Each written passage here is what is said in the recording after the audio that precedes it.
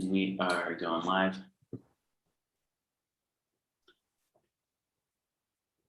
Great, and we're live. So welcome YouTube to the fifth guest artist talk of 2021. And yeah, Shoshana, if you want to take it away.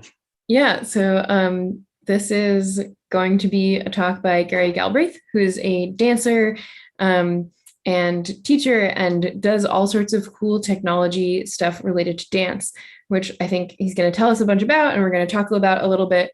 And I just wanted to give a short intro about as we sort of were planning zFest this year, we were trying to expand just a little bit beyond just musical participants and guests and make sure that we were really being interesting and multidisciplinary. And we were, thinking about what kind of guests we could have. And we were like, oh, wow, too bad we don't know like dancers. And then I was like, oh, wait, I definitely know a dancer because Gary has been friends with my mom for like a very long time. So that was like a kind of cool coincidence. And it's not just that he's a dancer, he's also doing all this cool stuff with the integration of dance and technology. So we are going to hear a bunch about that. And it's very interesting. We got a little bit of a preview a couple of weeks ago. So I hope that you enjoy it. And here's Gary. Thank you. Hello, everybody. My name's Gary Galbraith. I am, well, Shoshana already did the introduction, so I don't need to go over that again. So I'm very excited to be here today, everybody. I find it kind of interesting to be talking about dance and technology in a festival such as this, but in a way, now that I've been sort of having this little bit of conversation here, I think this is actually going to be kind of fun and very interesting. Before I get started, because I feel like there's a lot that I'd like to share with you, if I'm kind of curious for those at least on the Zoom that I can see, or maybe some others, before I start digging in here, is there any particular set of questions people are looking for, or are you folks just looking for examples or ideas, or is there something particular? Because this thing can go very wide. I'm just going to be looking at a couple different examples, but if I can steer it in a direction that might be of particular interest to a couple folks, I'm totally open to that. Obviously, we can cover some of that during some Q&A afterwards, but before I dig in, I'd like to maybe get some sense from everybody. If not, I'll charge ahead.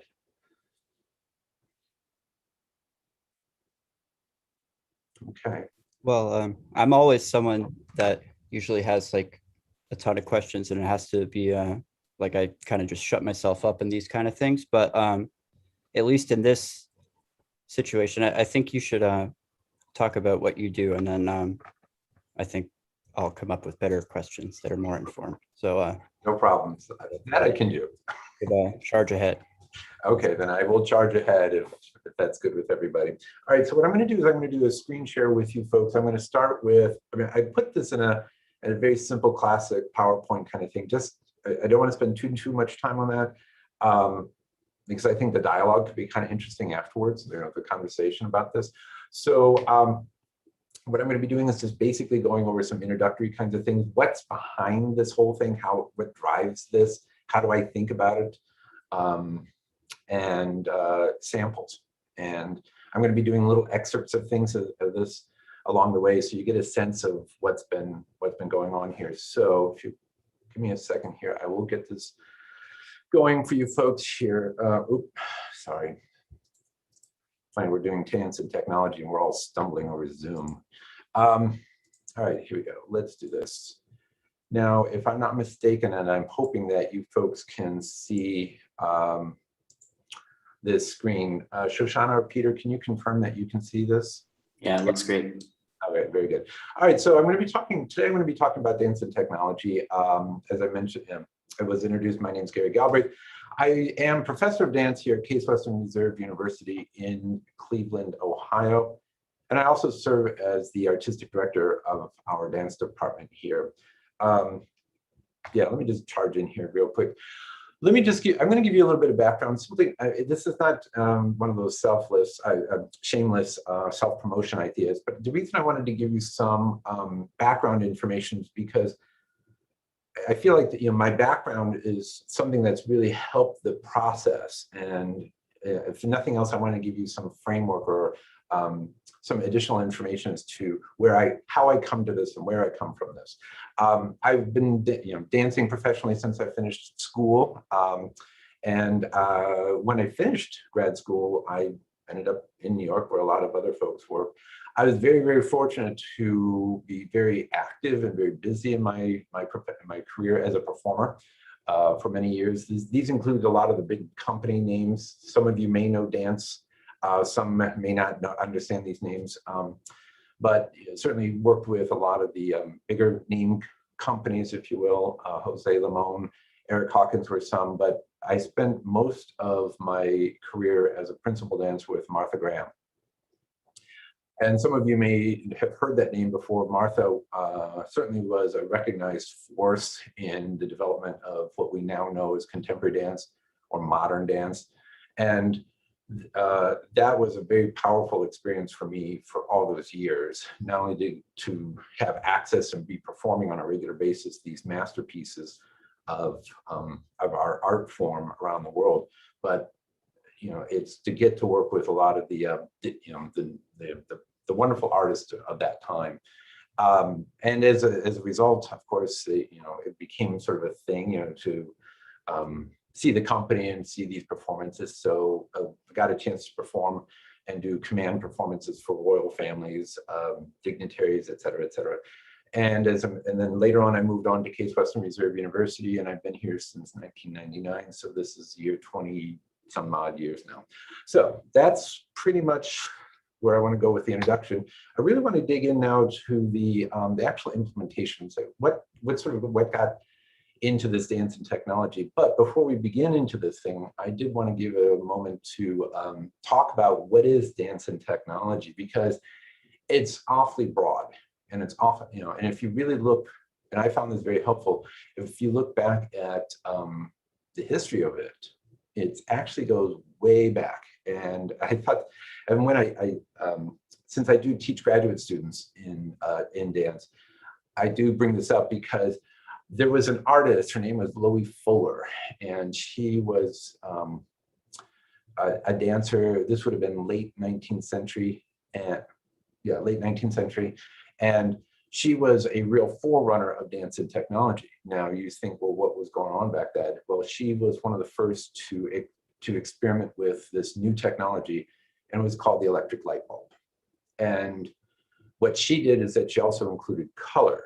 And so that was the thing. And she was sort of like, it was more of a spectacle kind of thing, but it was sort of the rave at the time. And you can see these old silent black and white films, but you can imagine what it might have looked like with an electric light and some color. I forget the exact way they did coloring, but that was, that was dance and technology.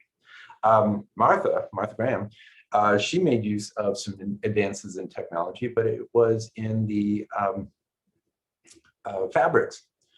And they had this new thing sort of like called stretch jersey. And it's how the fabric was woven that the fabric could stretch, it could move. I mean, and so when it was adorned or worn on the body, it too moved. So it was like another layer of skin. Well, that turned into a whole way of expression, because now you've got other things that are moving and not just these static or costumes that don't move around a lot. So that was another example of dance and technology. It was this weaving technology. Now, when we get into more current things, for example, Alvin Nicolai was a dance artist, and he was one of the early ones. I think he predates Cunningham, but where they just did, for those of you that might know what I'm talking about, but it's a slide projector, and they just created the equivalent of sort of a pictorial wallpaper on the cyc or the back wall for dancers. So again, that was another example. So the point being is that this notion of technology has been around for a long, long time. So when people think dance and technology is a new thing, I really don't think it is. It's been around for a while. But what is new is when it became digital.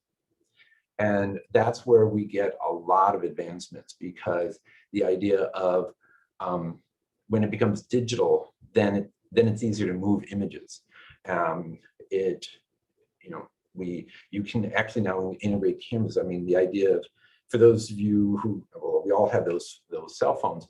I mean, that has so much technology in it now, but when you look at it comparatively to years ago, not so much. So anyways, that's really what I wanted to bring forward. It's like when we're talking about dance and technology, and especially what I'm going to be sharing with you today, we're really talking about the digital side of things. And but it does sit on the history that I was just sharing with you. And one of the other things that I wanted to bring forward here before we could dig into the samples here, my particular focus has been on the actual live performance. And the reason I wanted to do that is because I still, though there are other kinds of applications, things like dance for camera, beautiful, wonderful things here. And it can come up with some really terrific things here. I'm still very focused on what happens on stage, and it's that live experience. It's the live, the performance, that connection between the live performer and the audience and the viewer in this case.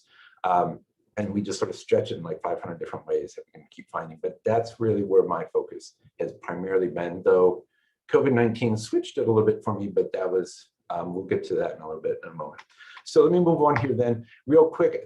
I do feel that I want to share with you some of these things in what I call the aesthetic orientation, if you will. The reason being is that I find that because it's interesting, because I came from experiences as a performer, which were sort of what I call sort of the 20th century purism, sort of the bedrock of modernism in contemporary dance. And here I am on the forefront of dance and technology in the 21st century. And it's kind of interesting when I think back, it's like, well, how did I get here, kinds of things, or what guides me along the way here? And it's these aesthetic pieces that I think are very important.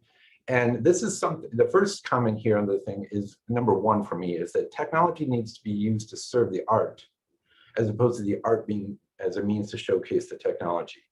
And I think, for me, that's really important, is that it keeps the art form in front, because technology can just come in and just, dominate everything else. For me, it's really important. It's like, I got to keep the eye on the art, and that being the most important part for me here. Again, is dance being supported by this technology, or is the art being supported by the technology, or is this, some other kind of application you sort of throw dance into it? And so again, it's these balanced things here. Importantly, then, yes, you can fold in these bigger presentations, these bigger ideas about multimedia or different kinds of technologies, if you will. But what's primary, what's dominant is, what mode is actually communicating. And that's the important part, because you can get very cinematic. Let's say you're using video, you can get very cinematic, but then is the content or the objective of the art form or the art piece being communicated by cinema or by dance? Or is it this balanced thing? And those are those aesthetic and artistic factors here. And importantly, what I find very important here for myself, I think other people might think differently, but need comes before tech. And what that means is that you have to have a need that can be addressed by technology, and as opposed to the other way around. Because if you start with the technology only, and you say, well, this becomes sort of the service. It's like, I serve this. I think you end up, for me, I end up sort of unbalanced a little bit. It's like, I have this artistic goal, this objective that needs the technology to be part of it. Otherwise, it's like, why I don't need to do it, because that's something else. Again, my bias, but I'm sharing that with you here. So I'm going to go over a couple of examples that I have found helpful to illuminate things. I try to take this work that I've been doing now. I've been sort of involved with this field, if you will, for about 20 some odd years. And it's interesting when I sort of think about what's happened over the past 2 decades. I sort of watch my own, it's kind of like looking at your own history, sort of like, well, why did I do it this way? Or, those things, and you just sort of think about, well, how did these things build, and the progress. So I tried to group these things. I just took a couple of samples. I won't bore you with too much, because I don't really like talking about dance a lot. I'd rather watch it or show it or see it. So that's really what I want to get into. So you will see different categories. The first one I want to talk about here is network technologies. And this is actually where I started. When I say started, this is where my first works were created in the the implementation of high-speed network technologies. And this sort of fell into my lap, oddly enough. A colleague of mine had been actively involved in this consortium called Internet2. Internet2 is a collection of research universities, corporations, government, et cetera, as to the development of high-speed network technologies. Now, realize this was back 20 years ago, and network bandwidth was very, very different back then as compared to now. I mean, if you were to graph, throughput, what you get at home, like this gigabit access at home, like fiber optic or high-speed cables or things of this sort, was, is greater than what we had experimentally back then. So, just the advancements are significant. I created this work called Kinetic Shadows, which is the one here on the left. And this was that first foray into this really big project idea. I'll give you a little sample, a little description of it before we get into a sample of it. Kinetic Shadows was a dance that I created. It was for 6 dancers and 5 musicians. It was to be performed live, and I used, but 3 musicians and 3 musicians, 3 dancers, we moved to Los Angeles, and 3 dancers and 2 musicians stayed in Cleveland. The question at hand is that, can we use high-speed network to combine these two to make one experience in 2 different locations for multiple audience? And so that was at sort of like a commission, if you will, from the Internet2, because they wanted to see how these advanced technologies could be used in the arts. And so I did it in dance here. Just a quick side before we get into the sample. There was a lot of things we needed to experiment with dance, and we needed to experiment a lot with music. I fell in love with this piece of music by a composer by the name of Margaret Brower. She was the head of composition at the Cleveland Institute of Music, and it was a brass quintet. I had never used brass before, and I thought, well, why not try it? It's like, do something new, do something different. And we could do a lot of experimenting. We found all sorts of ways to work with dance over the network. Music was a little different because the biggest thing that we were concerned about was any kind of latency or dropped packets, things of this sort that sort of inside of the network lingo. And with dance, we could sort of get away with it. So there's other things that we can do in dance. Visually, you can do things to work around certain things here. Music is a little different, especially the third section of this, because it was so fast. And we needed to test to find out what would happen, because we have to test for the worst case scenario. And what we did then is to put the musicians in different studios, introduce a digital delay, and see what happens to the musicianship. And it was a disaster. So it was then at that point the composer really sort of twisted my arm and said, "You really need a click track." So we ended up with a click track. Anyways, enough of that. Let's go on. I'm going to show a short sample of this for you folks here. So over here, move on.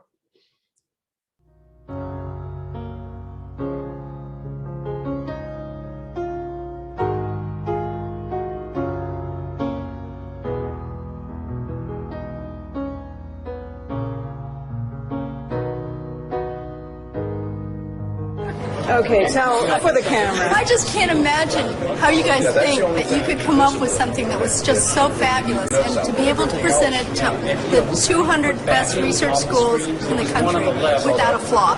It was exciting to be here for it. Oh, well, thank you so much. Thank you.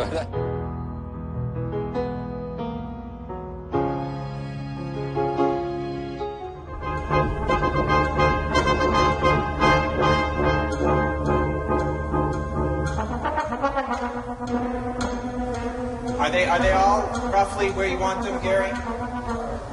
Framing? Everyone that I tell the story to, they're just so excited about aligning their imaginations with a reality. I know.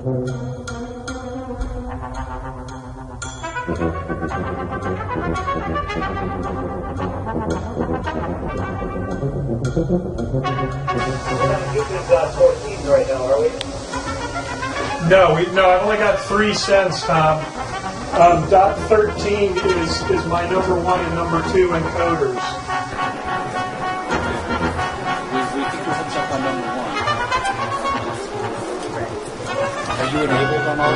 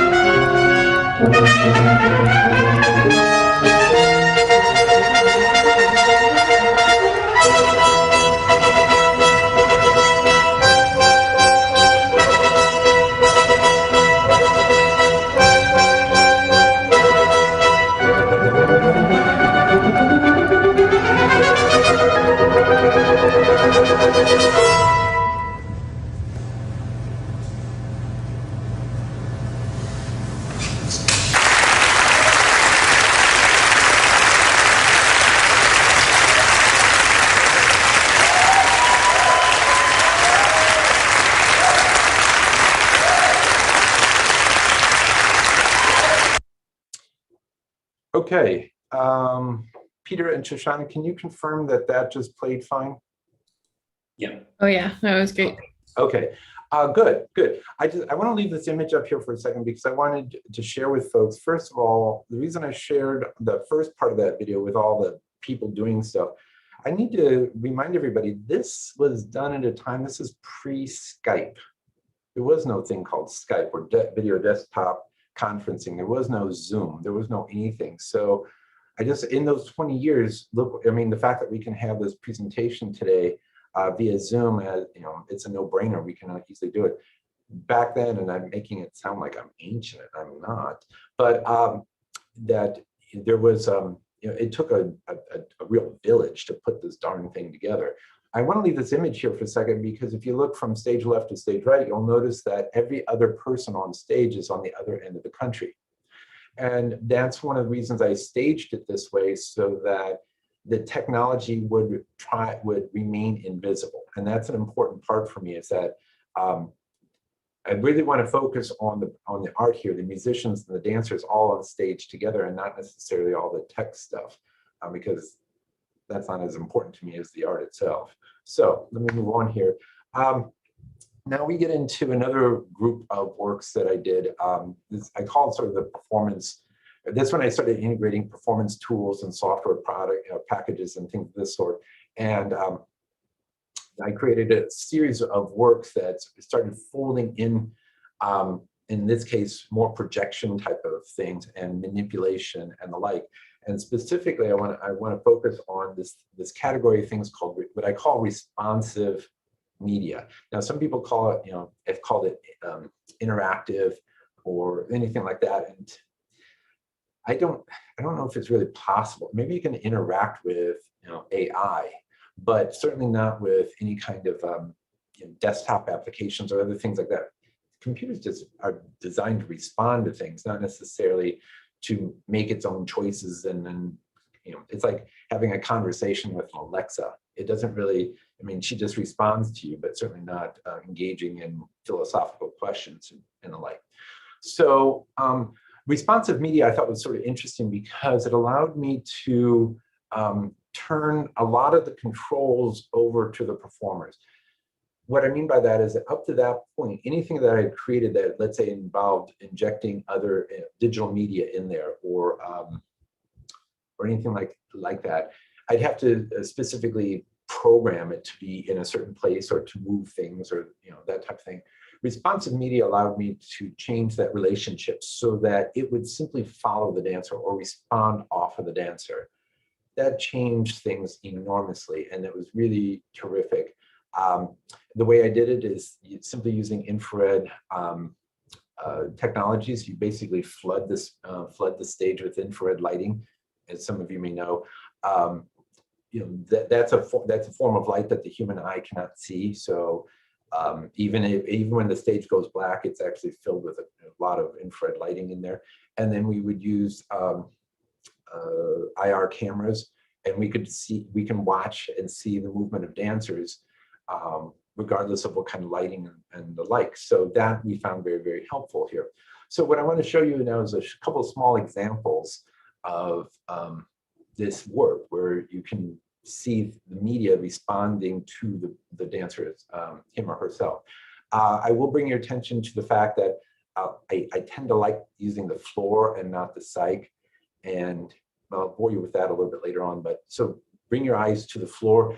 These videos may be a little dark, so you may need to look a little close, but you should get the sense of it. Here we go.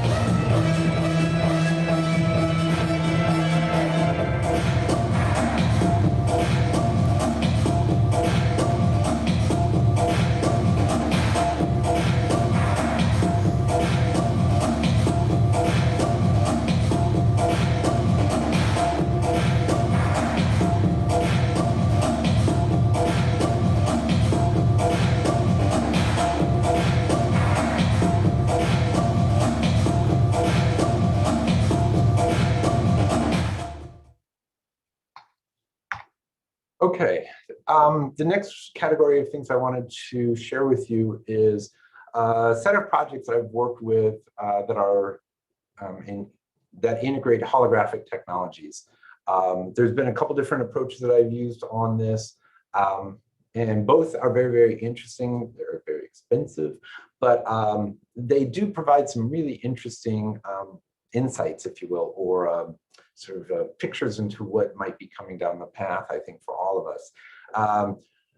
The first project I did was Distant Encounters, and that was in 2011. And that one I used sort of a, what do they call it, the Musion system, if you will. And that is using sort of invisible projection surfaces. And that was a big thing. Oh, that would have been like a decade or so ago. That's where you saw the resurrection of Tupac Shakur in performance, and there was that one of Nat King Cole and his daughter. I can't think of the name at the moment, but anyways, you saw a lot of that stuff in Vegas and whatnot. The other project I did recently in 2017. Was it like 4 or 5 years ago now?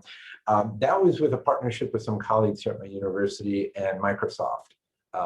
I was fortunate enough to get on catch some attention from Microsoft, so I was able to get a lot of support from that. It's really, really interesting is to be able to create holographic content live on stage for everybody to see. And I thought that was really amazing because it does sort of like, it really opens up the art form itself, because our art form, dance, I mean, we communicate through image, through human experience and movement. There's like some big pieces to our toolbox. And by injecting digital media and now holographic content, we're just taking our our palette and just exploding it open. And I thought that was very interesting. Anyways, I won't bore you with all this talk. Let's go ahead and take a quick look at this. I had 4 tickets. It was amazing to be a part of history. I didn't expect it to be quite as realistic as it was. It was like it was really there.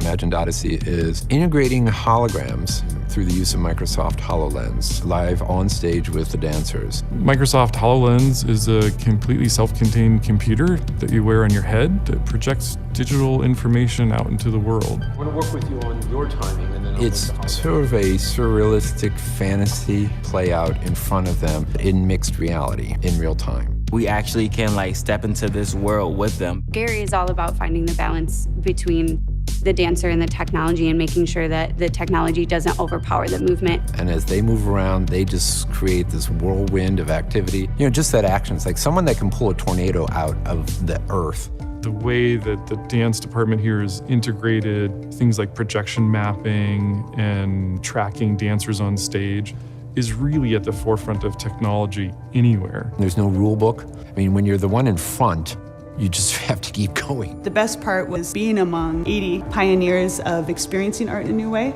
and being able to be the audience of so many dancers and artists and technicians and engineers who are creating art in a new way. The power and the grace of our dancers combined with the creativity of the HoloLens, it was absolutely remarkable. Thankfully, I've had a unique opportunity here at Case Western Reserve University to explore different kinds of technologies. That then is now impacted onto the students, how they begin to experience ideas of space and time. How does it change the way they think?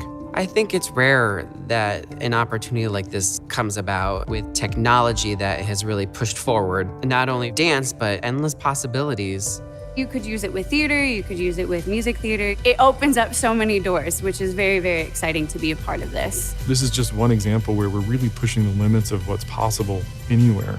We've done classes in medical anatomy of about 50 already, and this one with 80 or more is going to be the biggest anywhere.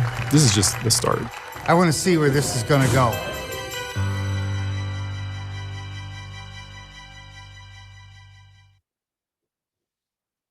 Okay, one thing I just wanted to make sure I was clear that all those holographic content, I mean, that was what was seen live on stage. And like, for example, those tornadoes and whatnot that I created, that was live. And it would, if the dancer moved out, the hurricane, the tornado would sort of stay with them. So I could create tornadoes around a dancer and they can just sort of drag their tornado around until I put them together and then they make it really big.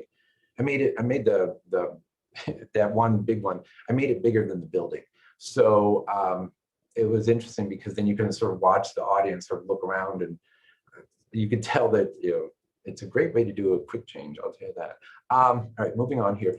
The last one I wanted to share with you, I created, the COVID-19, of course, impacted all of us significantly, and we all had to find ways to remain creative, remain engaged on our respective art forms. And I think we have all seen lots and lots of different examples of people doing things when they weren't able to engage with each other, or certainly not face-to-face, or all sorts of limitations. I found, as I was thinking about creating work, and specifically, of course, for the dancers in our department, because as it is in many of the performing arts, it's like the learning comes from doing. And if you're not doing, it's kind of hard to learn. You can only study about, you actually have to do it to really understand it and actually grow and develop as an artist. So when I was thinking about, well, how do we do this where we are? I was, you know, I started looking around at what are some of the other artists doing? And of course, I saw so many Zoom-enabled dances. And a lot of them, it's like, boy, I think we all saw a lot of living rooms and kitchens and whatnots. And a lot of the things were works that were responding to emotional states during lockdowns, et cetera, et cetera. Lots of commentary and statements and reflections and responses to those experiences. Now, granted, as you saw, 2 decades ago, I was already doing this network stuff, and I thought, I already did that. I don't want to do that again. I chose to go a different route. I chose to work with these new things, this new spherical video ideas, because I thought it would be interesting to work outside, because at least we could be outside. For a while there we could. And I had students around the globe. I had those here in the United States. We had some new graduate students in Africa as well as in China. And I thought, well, how do I put all this together? How do I make things that we can actually have a creative experience and do something and stay away from Zoom? So using spherical video, I thought was sort of interesting because you've seen it with the GoPro cameras and whatnot. There's these other devices similar into these action cameras. And I thought what's kind of interesting because now it puts, depending on how it's used, it can actually move things around. And I thought that was sort of interesting because you see it sort of like in these sports videos. And I thought, well, why don't we do this in dance? So I'm going to show you a quick sample of what I created. It's just a little excerpt here. And again, as you're watching, there's no drones, there's no nothing, but we still have some aerial stuff. So here we go.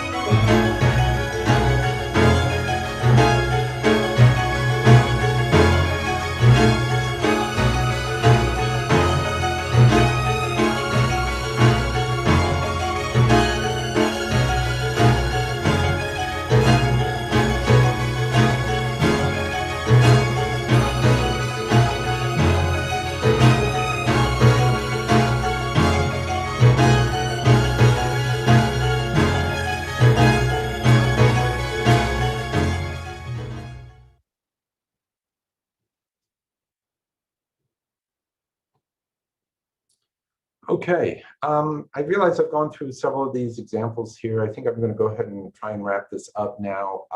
But just a couple of thoughts I wanted to share with you. I really feel like the integration of technologies can and does advance our art form.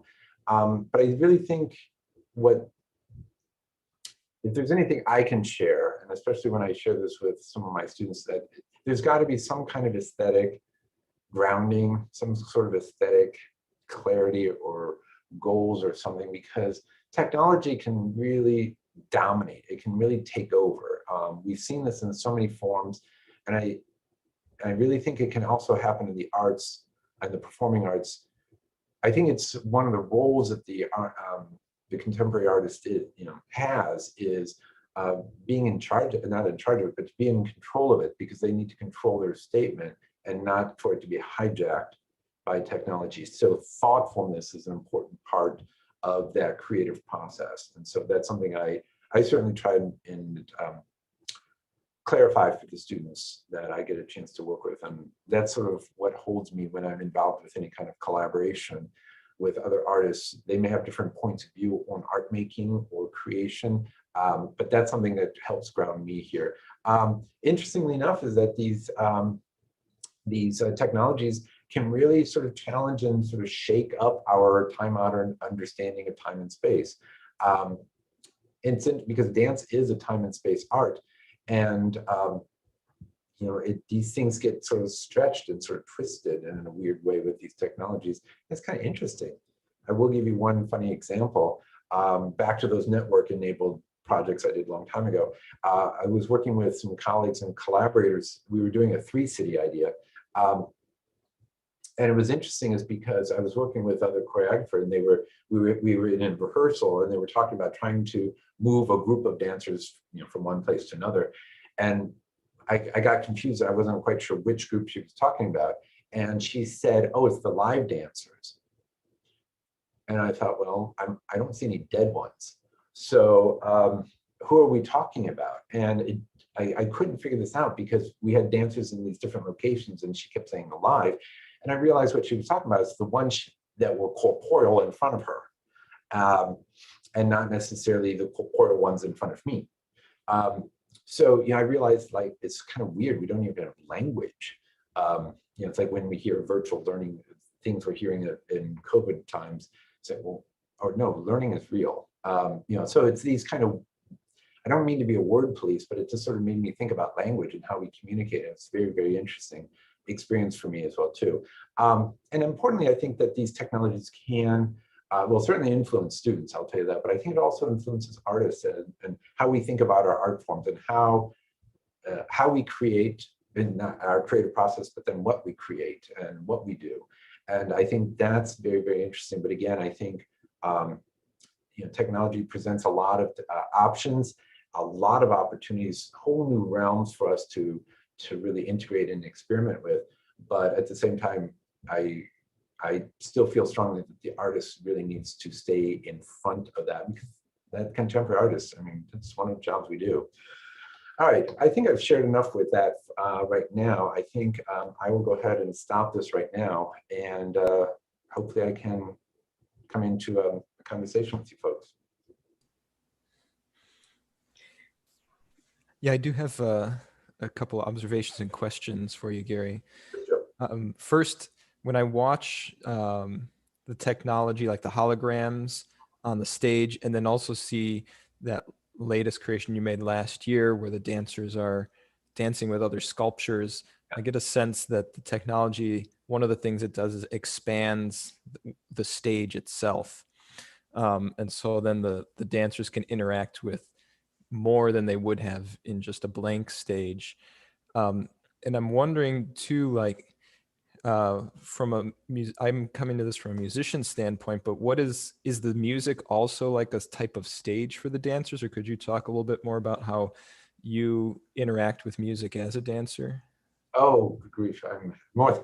Oh man, maybe that's two questions. That's one of my other passion topics. So yes, you're absolutely right. And then as I shared with you that I've seen how technology can sort of, in a funny kind of way, disturb, but also expand creatively the idea of space and time. So as you aptly observed, I find it kind of interesting is that, especially when we get into network stuff, and because that sort of stretched the sense of space. And I'll give you one anecdote to sort of highlight that point, is when we were rehearsing one of these 3-city projects and we had dancers in multiple locations, I remember turning to one of my graduate students who was sitting next to me, and I was being silly, but I think it may have scared her a little bit. But I think I was being kind of funny about this. I turned to her and I said, you know what? I have a question for you. If you can answer this question, I'll give you your master's. I know I couldn't, but I just sort of let it up. It's like, where does this dance take place? Because it was like, I know it's a philosophical and aesthetic question, but it's seriously, we're looking at it. It's like, we've got this audience over there, we have that audience over there, we have this audience in this city, and those are over there. They're looking at the same dance from different points of view, different locations, all that kind of thing. I'm like, but where is this? It's not that little black box we call a stage. So it's like, I don't know how to answer that question anymore, which I thought was sort of interesting. So yes, the idea of sort of messing around with stage. With the holograms, it's like, well, geez, you can just sort of screw around with what the stage looks like, or what goes into that, because holograms are just light. It's like, well, that's easy. You can make anything you want. So yes, there is that. Now, to your second question about music, I find that super important, simply because, especially if you've got technology, or if you have locations or any of these other kinds of things, synchronicity, is music plays a huge part of that part. That's why we did those experiments on those poor musicians when I screwed around with digital delays. It's like, it was not fun, but we wanted to find out what happens, because time is really important. And especially if you want things to work together, something's got to hold it together. It's like, for example, a group of dancers working without music, but trying to find a sense of ensemble. You've got to have very skilled dancers, or dancers who have been working together for a long time. They get to sort of feel each other. In the absence of that, you've got to have something else that holds it together. So music, I find super important with that. Studying the music, understanding the music, that's helpful for the creative process. Certainly can help when you start appreciating structural considerations inside of music. Do I choose to go with it or against it? Those kinds of creative and artistic decisions as far as, how I'm creating the work. And obviously music then will certainly serve as another big component to the experience of it all, because then we have both, the experience from music and of course the dance itself.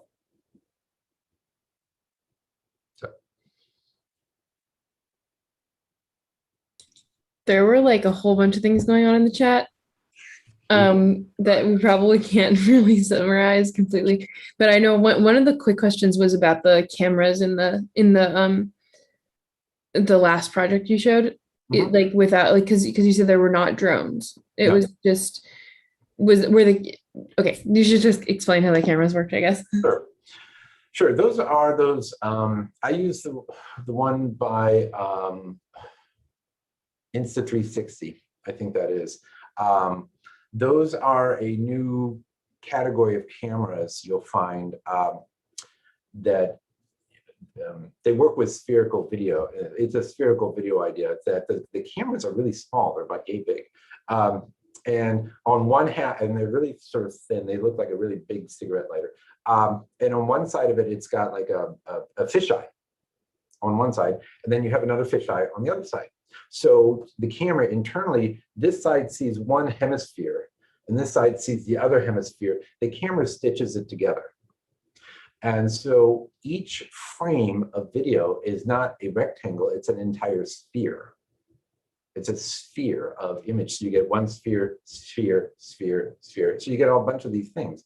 In post, you can do the rendering, and then you can just sort of say, okay, I want to look at this part of the sphere. I want to look at this part of the sphere. You can do that all in post, which is so darn cool. So you don't really you don't really have to worry about pointing the camera. You just want the camera at the right location. So from a perspective point of view. So Is it on like a stick or something so you can like hold it up? And then as far as to create the aerial thing, it's like I just used like a 12-foot selfie stick. You know what I mean? And just sort of like I stuck it above my head and just sort of waved it around. I was like, oh look, that's cool, you know.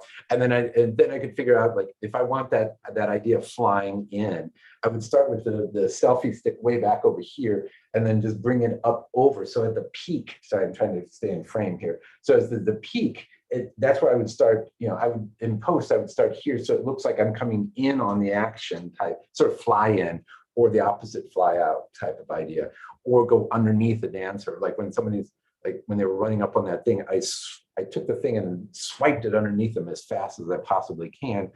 But I shot at really high frame rate so that later on I could create that idea of they're suspending and then falling back down. Those kinds of things. Those cameras are not expensive, folks. So, I mean, it's really not hard. You just gotta, it's just like one more thing you gotta learn how to do. But I mean, as far as budget buster, that's not really one of them. That's very cool. Yeah. And I thought it was appropriate because simply because dance is action. And it's like, you know, you see these things with sports stuff or people snowboarding or in their, you know, their dirt bike or skiing or something kind of crazy or something like that. Like, why can't we do that? Why can't we do that with dance? So there we go.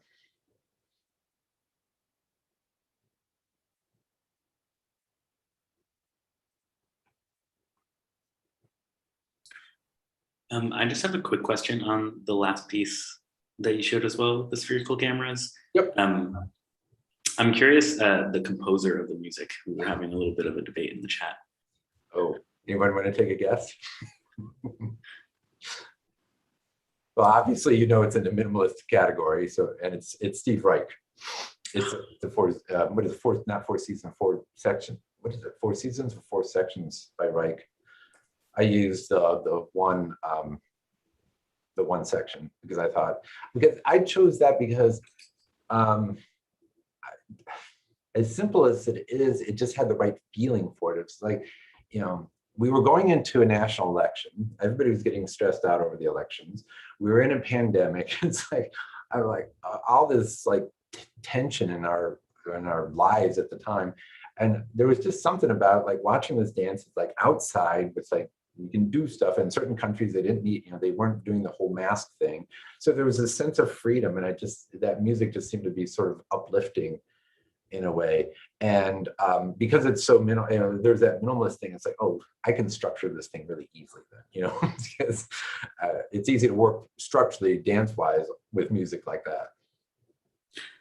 And then I guess just sort of aesthetically about the same project, the outside of the choreography, the landscapes that you were capturing, the sculptures were massive. The woman on the beach was next to this huge rock. I know, cool. Yeah. Was it like, were those choices that were being made, or did you just like send it out to people and be like, find a cool spot to do this choreography? Oh. I have a really funny story for that one too. I sound like I have a bunch of stories tonight. No, it was interesting because these were some, the woman on the beach, that is the South China Sea. And it was interesting because I got to, what I had to do is look at the addresses, you know, on the applications of my incoming graduate students. And I felt like really creepy, like I'm stalking or something like that. Then I would go to Google Map and it's like, where do you live? You know, and I would like looking in their neighborhood. And then I would use Google Map to sort of like walk around their area, trying to figure out what would be convenient for them. I mean, I felt like I was like really stalking them. I was like, weird, but it just sort of gave me an idea of like, you know, where is this thing? And in Google Maps, you can actually measure things. And I thought, well, how big is that thing? You know, and so, yeah, we tried a couple different things, like some of the locations in Africa. It's like, you know, trying to find interesting places that more outdoor kind of thing. We tried those things. It would just so happen, I don't know where or how that rock was cut out like that. The one on the beach. But once we found it, I thought, this is really cool. Let's use that. And then as we started experimenting with some of the movement, like her laying down and stuff like that. it reminded me of the other dancer. It's like, oh, we can do that with the other sculpture, in this other location. I started trying to create these tie points kind of thing, things that would find connections.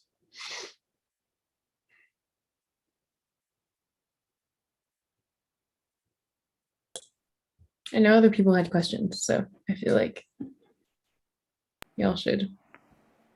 I just have a really quick question, if you can remember.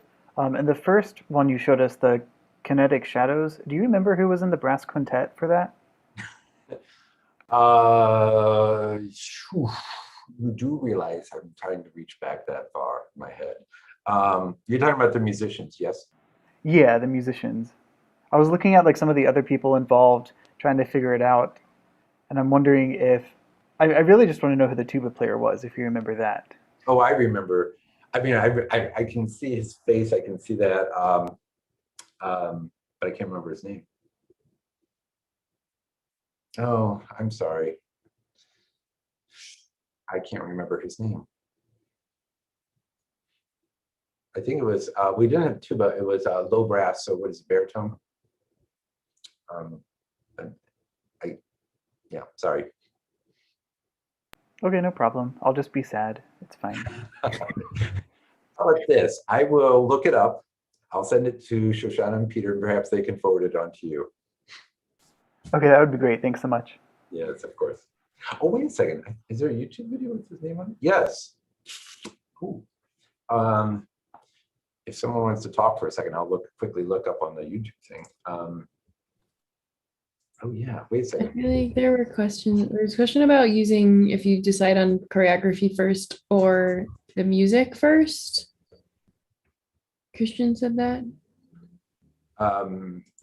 That's probably maybe a quick one. I don't know. Yeah, that's fine. Actually, I'm looking real quick to see if I And I know, Clarissa, I know you had a question like before we even started, so I think you should ask that. I thought that was really interesting. As far as Genesis, sort of like chicken or the egg question, it's both. I mean, sometimes it goes one way, sometimes it goes the other, and sometimes they go together. Sometimes it's, I start developing a concept or an idea, if I can use that word loosely, and then I'm on this massive long hunt for music that would support the idea or complement it or contrast it or something like that. And that just takes a ton of listening. I mean, just listening and listening and listening and listening. The other one, it can be the other way around. It's like, you find a piece of music and it's like, oh my gosh, how can I not respond to this? How can I not do something? How can I not engage with this? And then sometimes these things go together. So it's not one size fits all for me. It just sort of, each project's slightly different. I'm still looking for that video. Sam.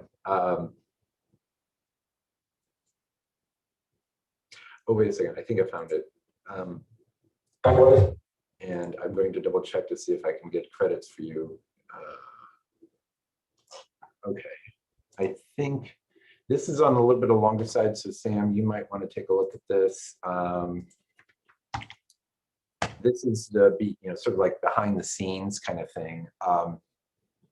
And I think he is listed in the credits at the end. So you might want to scrub to the end and look for the information you're looking for. What was the other question, Shoshana? We talked about chicken or the egg, and then what was the other one? Yeah, Clarissa, I know you mentioned something at the beginning that I will not be able to remember super. I can. I mean, I can actually, say it.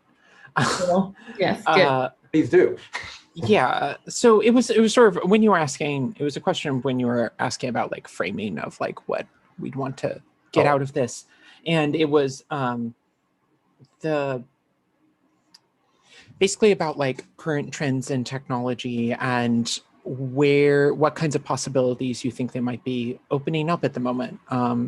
My particular interest tends to be in the very like somatic like aspects of technology, like the ways a lot of things these days like integrate with the body, right? Like, I mean, like you carry. I mean, for example, like everyone here is like carrying around a device with like a whole ton of sensors, carrying information about their every movement. Like all the time. Like that, all of that is just ubiquitous now. And like, I'm wondering about like what things are getting opened up now that a lot of this tech is cheaper, sensors are easier to come by, like, and what kinds of things are on the horizon, you think? Oh boy, well, there's a lot of ways I can respond to that.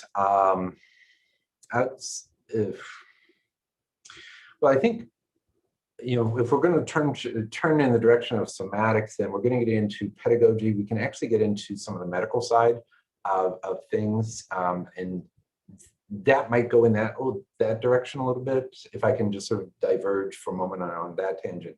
Outside my dance and technology stuff, the other thing that I'm actively involved with is dance medicine and science, and that is really looking at, it's like sports medicine but for the performing arts. And I'm just going to give you a little intro on that one, simply to give you some context, if you will. I serve as the chair of the Injury Surveillance Committee for all of Dance USA, and I sort of survey the injuries for the companies in North America. That's one of the jobs I have, on top of everything else. I've been working with my partners in Sydney, because we've been doing a similar kind of project with the National Orchestras of Australia as well too. So I'm learning more about all these technologies, and I'm mainly in the injury side of things, which is sort of unfortunately it's after the fact. One of the things I think is happening with the somatic side, if you will, in dance and technology is, it's the idea of surveillance and monitoring. There's a whole host of ethics that go into that kind of monitoring. It's like when we can sort of start tracking or monitoring, signals or heart rates or calorie consumptions or any number of other things from these wearable sensors. There's a whole host of ethics questions that I think still have to be sorted out before this information can be fully vetted for sort of population-wide, excuse me. I think right now the technology is best used as individual feedback and nothing more than that, because we don't want to start like grabbing data, because that opens up a whole difficult kind of, an important conversation, I'll say. As far as so on that wearable device thing, I think that's one thing, but I do know that there are some people, for example, that have used those devices as motion sensors. So for example, I had a graduate student who used the old iPods and used the gravitational sensor in the thing. And like, if you take your phone and move it around, it'll know which way it's pointed, and he stuck it in a costume in the back and used that as a cheap, motion sensor thing. Let's see, my interest in all the data though is more on the creation of art rather than surveillance. Yes. Yeah, so you can use those things as motion sensors, detectors, if you will. Yeah, so I've seen a lot of those as well too, because those things are built into those devices. So that's one way that I've seen those wearable sensors used.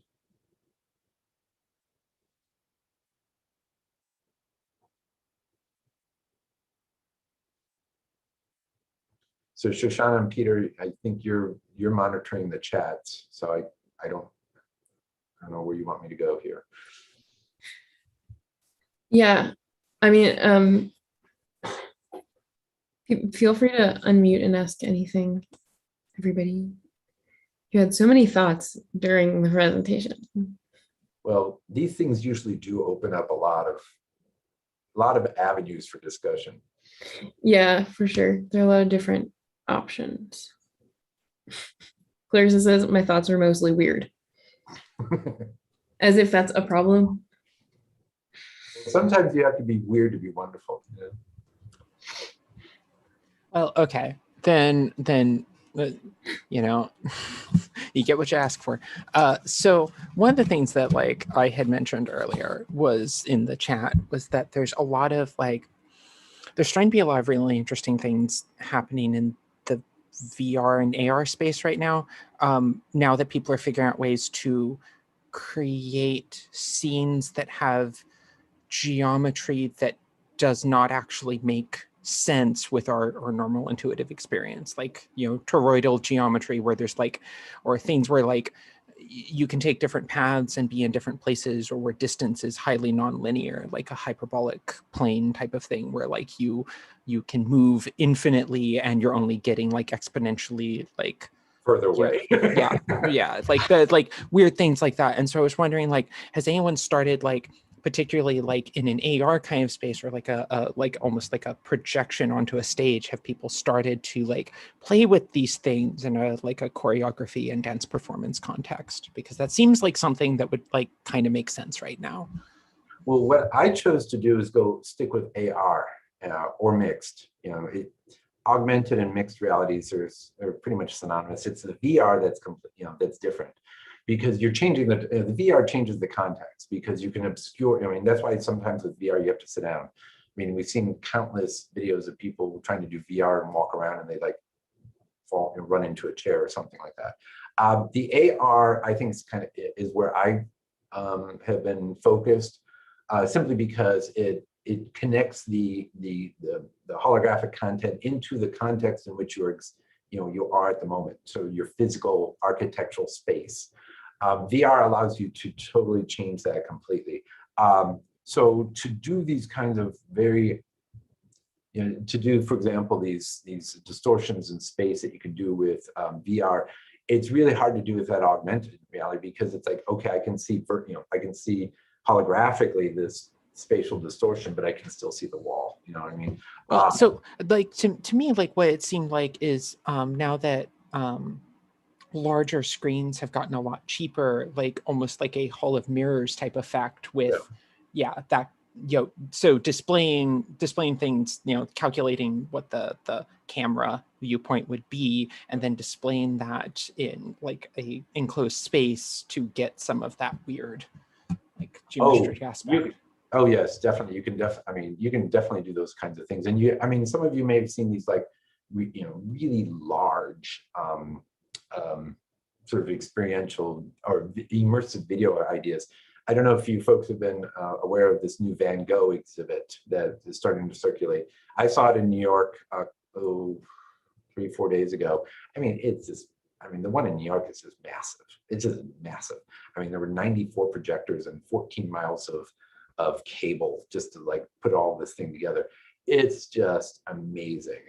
I really, really enjoyed it. I thought the music was beautiful, the storytelling. It was really, it was just really great. So yes, you can do either, projection walls, you can do, the movie industry is now working on these things, like they create these monster screen walls, if you will. Instead of green screening, they just shoot it in front of these new ideas. So it gets rid of that funny edging around the body in a green screen environment idea. So yeah, you can definitely get away with those things. But again, for me, again, each artist is going to be different. For me, it would be, it's exactly, the Mandalorian was exactly done that way. For me, I'm still very, very intrigued by the idea of that experience on stage. So, it has that. For me, there's always going to be certain limitations. Like I'm still doing that live performance idea for me, but different artists are definitely working in that direction.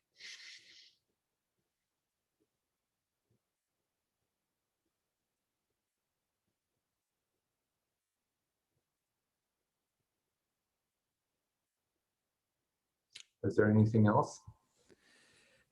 I'm wondering if you wield this technology when you're teaching dance at all, just to be able for dancers to get that outside perspective of what they look like. I know that could be useful for me. My instrument's kind of physical as a percussionist, so I've often thought of things sort of out of context and dimensionalized them so I could conceptualize them.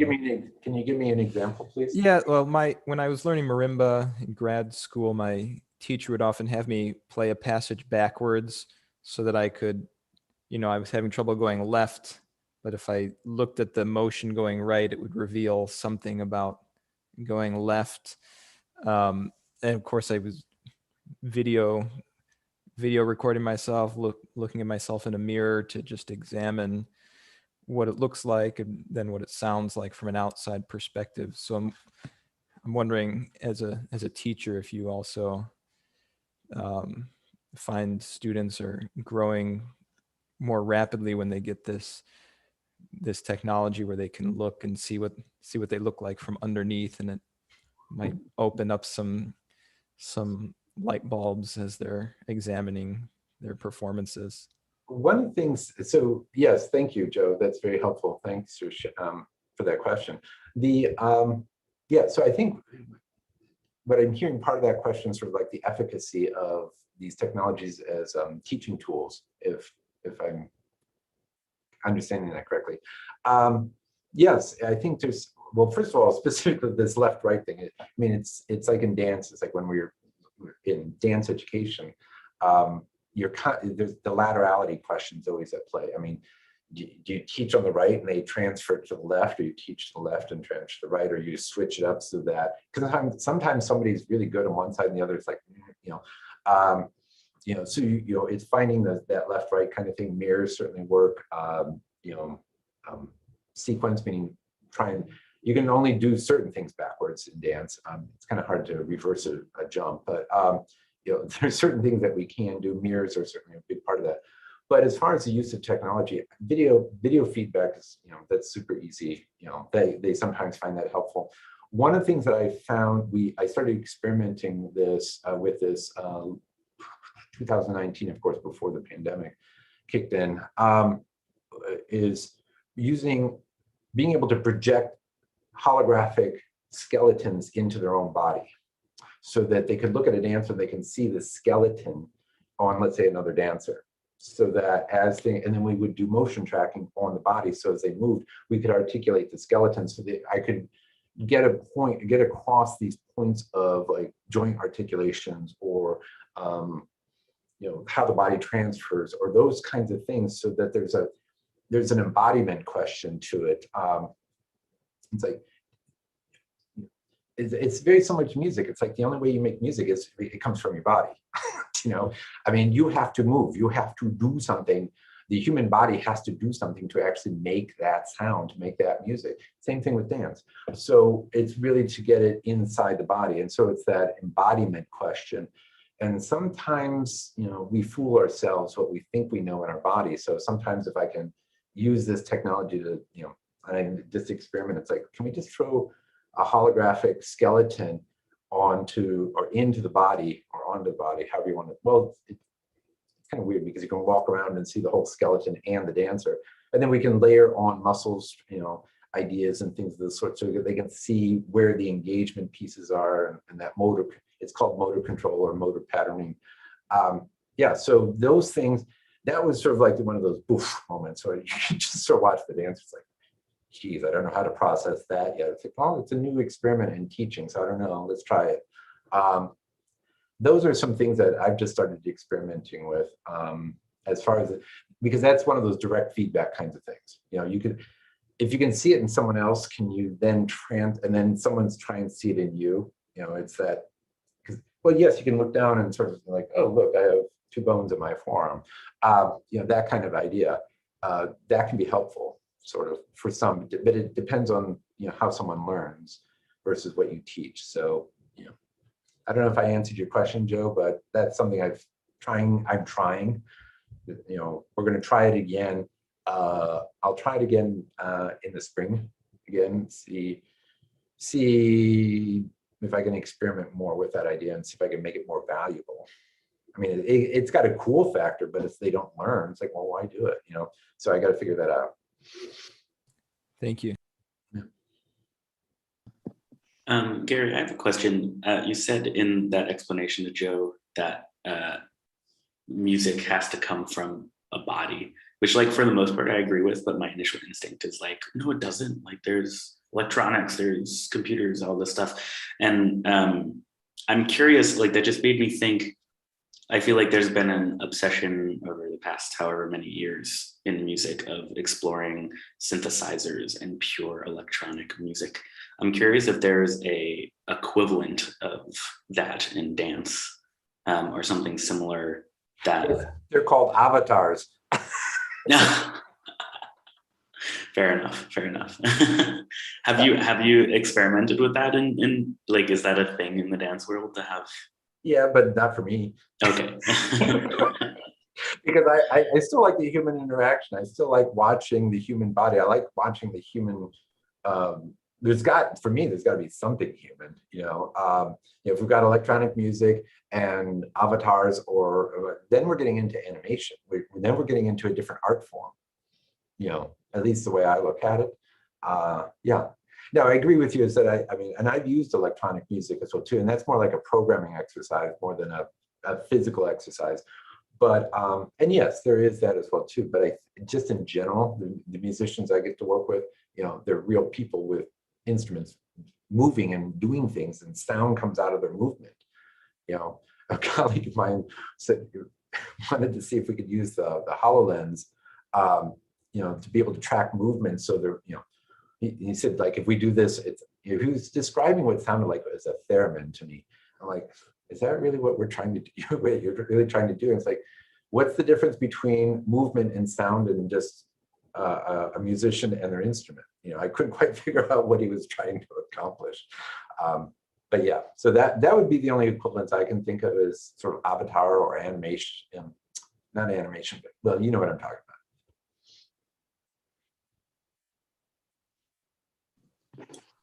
Yes, I had a question. Can you hear me fine? Yes. Have you worked with sort of integrating the audience into the creation of the dance? What are some kind of methods that you might achieve something like that? The audience involved in the creation, is that, or in the performance? Yes, in the performance. Oh, in the performance. No, I haven't done that. I know other people have done that. And the reason I haven't done that is because some people, you have to have the right, to me, maybe I could be wrong, but some people come to the theater for different reasons, I think. And some, are comfortable being the spectator, and then there's some that are just totally like gung ho, and it's like, yeah, cool, let me be part of it. They want to be the show. So it sort of depends on who's there. Some people need that fourth wall. They're comfortable with that idea. It's like, you there, I'm here. Performer there, I'm here. Those things that breaking down the fourth wall idea works great for some people. I don't have all that experience, and that's why I haven't really dug into that.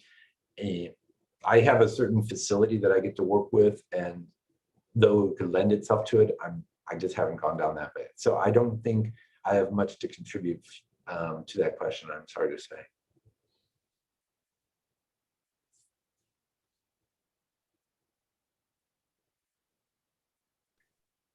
I have another question if nobody else does. I'm curious, the aesthetic principles in your choreography and thinking about the entire experience of a piece. How often do you interact with storytelling? And if so, how specific do you get with the stories that you try to tell? Oh, okay. Again, that varies. One of the things that I thought I caught, let me back up. One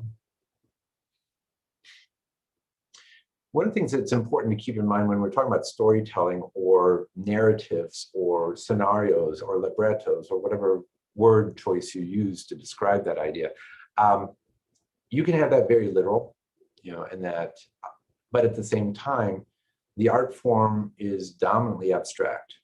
So it's like you're using, sort of an abstract art form, unless you get pantomimic, to pantomime or to act your way through. And that you can see, you've seen these, and sometimes you see that in some of the story ballets, especially of the 19th century. You get a lot of gesture, you get a lot of those kinds of things here. When you start to see this into the 20th century ideas, it got away from the gestural a little and used abstract forms between expressions, but then you but it was very, very clear what was being communicated. And I draw that from my experiences, working with Martha Graham, and that middle period, it was like all the Greek work, it's the Americana, it's all these other kinds of things here. So I certainly was exposed to a lot of different ways to do these things. For myself, I draw from that. It's like, well, might as well draw from the great artists. And I find that that's something that helps guide me, if you will. With Imagined Odyssey, which was the one that I did with the that recent one with the holographic work, that was, I left it loose, but it was very, very clear. I wanted to create characters because I did have a story to tell. Because sometimes you can have a dance and you might just have figures, but not really a character. I mean, I noticed, for example, when dancing in Martha's work, there would be some people that would have names and some people would have titles. For example, Appalachian Spring, that work that she created with Aaron Copeland, it was like, you get the bride, the husbandman, preacher, followers, pioneer woman. I mean, that's the cast. You don't have names, not like the Greek period, like you get Jocasta and Jason and the Minotaur, those kinds of things here. So the point being is that for me is that I found that having characters, because then you have to sort of build a movement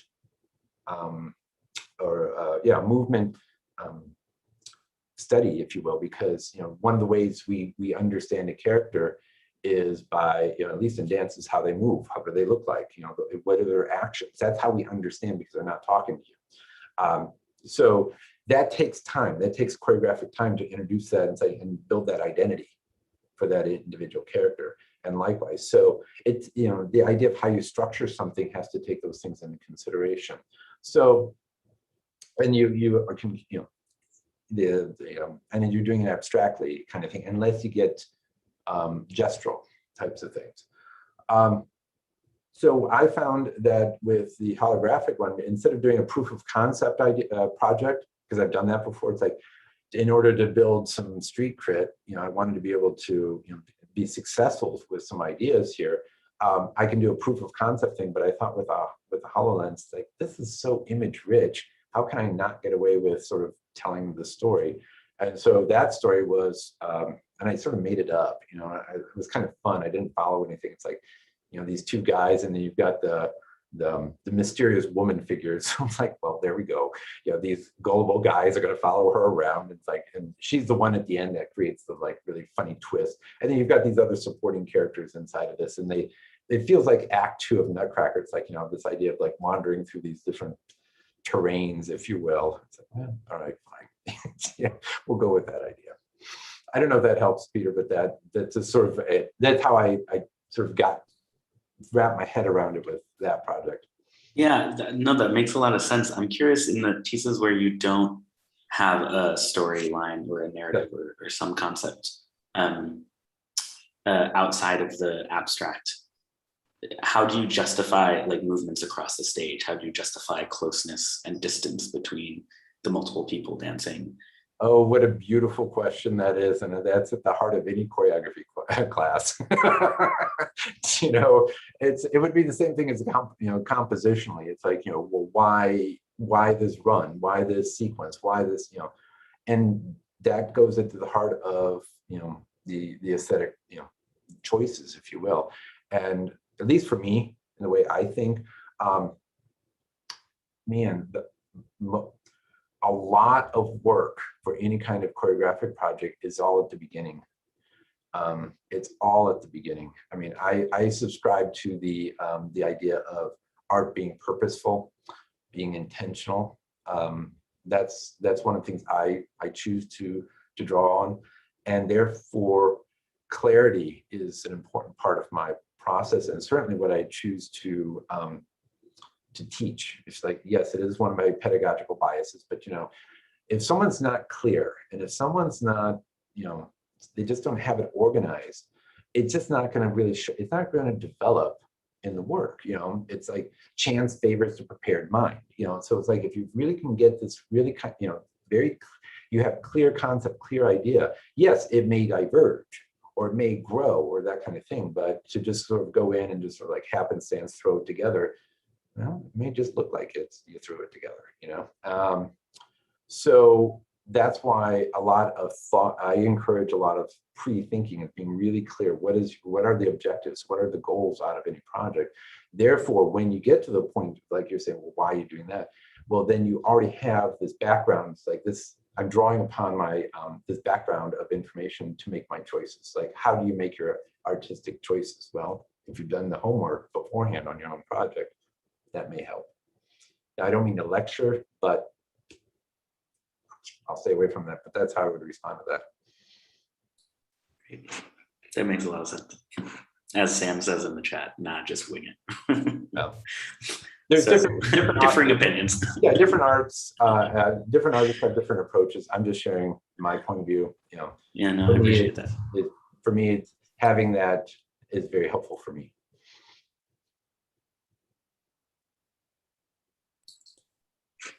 Are there any lingering questions? We have a few more minutes. Last chance. Yeah.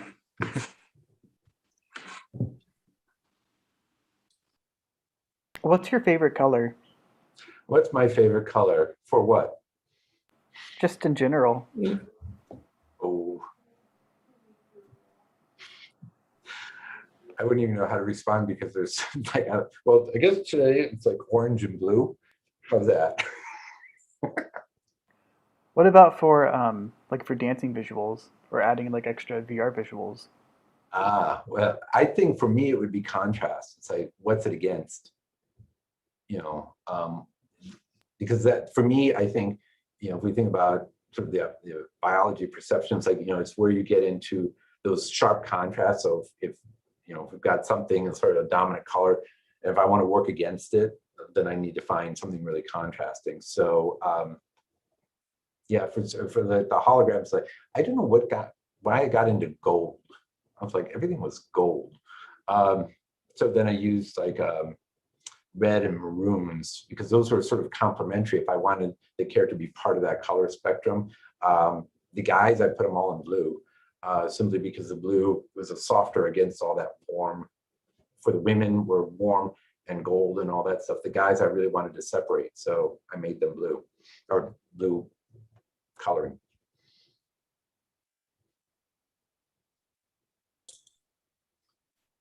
Well, that's as good of a question as any, I think, to be our last one. We can, I feel like we can probably at least take down off of YouTube and wrap it up. And then if you have any secret non-YouTube questions, you can ask them then. Thanks so much for being here, Gary. Oh, thank you. Yeah, I guess that's what you I say. certainly hope I contributed something to the festival. I certainly enjoyed this opportunity to share with you folks. For those of you I got a chance to talk to, I very much appreciate that. I always enjoy getting to know other artists and other people, so that I found that very helpful. So thank you for allowing me that opportunity.